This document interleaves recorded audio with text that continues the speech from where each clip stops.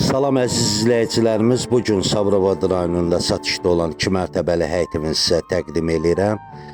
Bura ev yox, villa da demək olar. Bura yerləşir Sabirabad rayonunun Asan Xidmətin arxasındakı məhəllələrin birində yerləşir.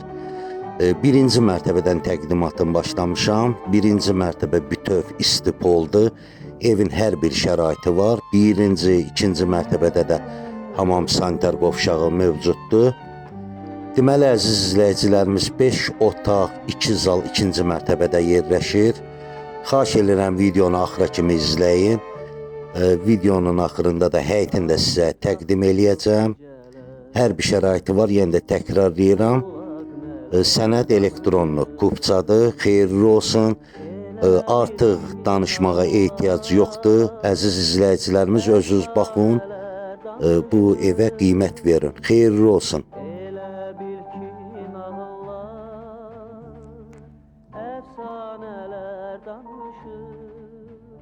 Sirlilerle doludur.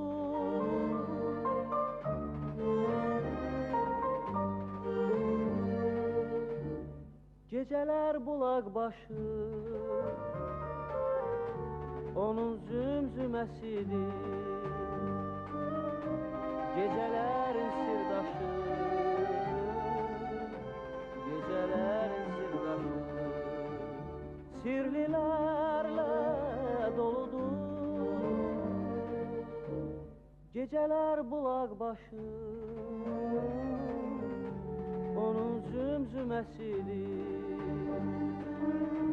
Gecelerin sirdaşı, gecelerin sirdaşı. Ne deyir laylasında ötüp kumrular kimi. O geçmişin nalesi, geleceğin sirrini. O geçmişin nalesi, geleceğin sirrini. Bulak ne deyir gören,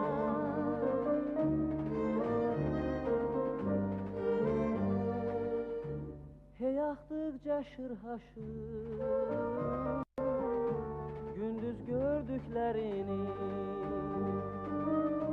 geceye mi danışır, geceye mi danışır.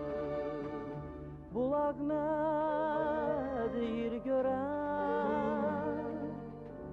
yaktıkça şırhaşır,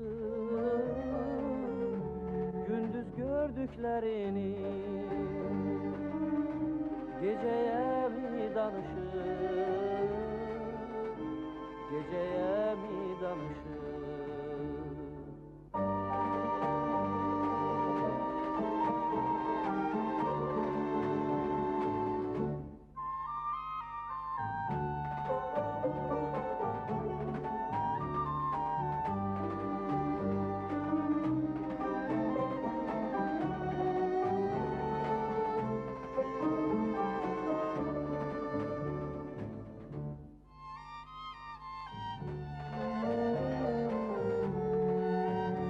Deməli, əziz izləyicilərimiz, bura həyət yanı sahəsidir.